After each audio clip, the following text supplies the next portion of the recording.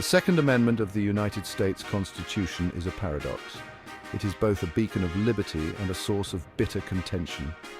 Ratified in 1791, the amendment declares a well-regulated militia being necessary to the security of a free state. The right of the people to keep and bear arms shall not be infringed. These 27 words have ignited centuries of debate, shaping the very fabric of American society.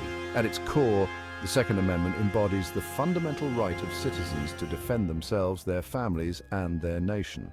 The amendment's historical context is crucial to understanding its intended purpose. Drafted in the wake of the American Revolutionary War, the Second Amendment served as a safeguard against tyranny, ensuring that citizens could resist potential government overreach. The framers, deeply distrustful of standing armies, believed that an armed citizenry was essential to maintaining a free and independent nation.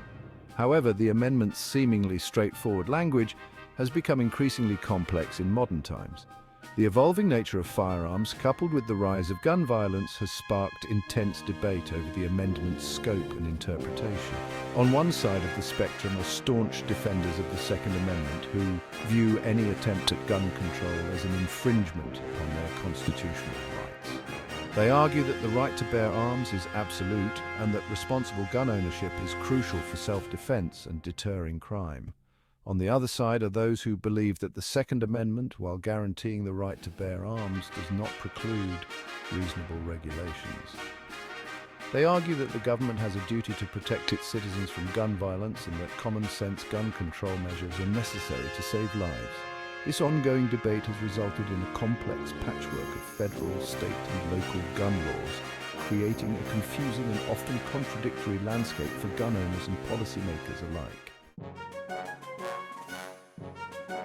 The right to bear arms is deeply intertwined with the American psyche. It is a right enshrined in the Constitution and fiercely defended by millions. For many Americans, gun ownership is not merely a right but a cherished tradition, passed down through generations and woven into the fabric of their lives.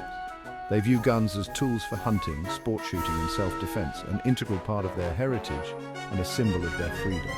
This sentiment is particularly strong in rural areas, where guns are often seen as a necessity for protection against wildlife and criminals. The National Rifle Association, a powerful lobbying group, has been a vocal advocate for gun rights, arguing that any attempt to restrict gun ownership is an assault on the Second Amendment and a slippery slope towards tyranny.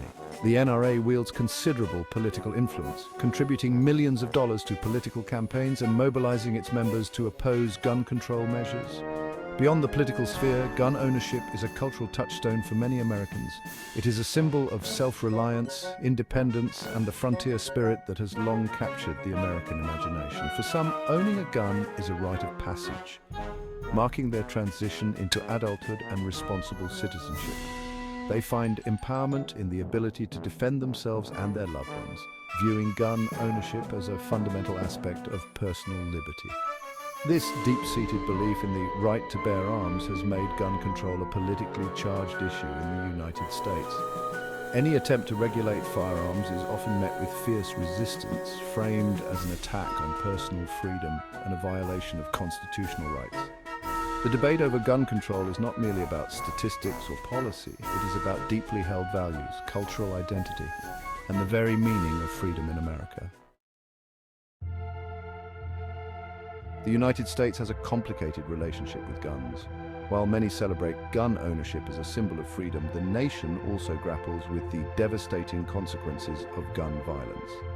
These statistics are stark and sobering. The US has a far higher rate of gun violence than any other developed country, a grim reality that has fueled calls for stricter gun control measures. Mass shootings in particular have become tragically commonplace, leaving a trail of grief and trauma in their wake. From Sandy Hook to Las Vegas, the names of the cities and towns forever etched in the national memory serve as grim reminders of the human cost of gun violence. Each tragedy reignites the debate over gun control, with advocates for stricter laws demanding action to prevent future tragedies. Beyond the headlines, gun violence permeates American society, impacting communities across the country. Every day, lives are cut short, families are torn apart, and communities are left reeling from the senseless loss. The impact of gun violence extends far beyond the immediate victims, leaving lasting scars on survivors, witnesses, and first responders. The fear of gun violence is a constant reality for many Americans, particularly in communities disproportionately affected by gun crime. This epidemic of gun violence has led many to question the price of unfettered access to firearms. They argue that the Second Amendment, while guaranteeing the right to bear arms, does not grant an unlimited right to own any type of firearm.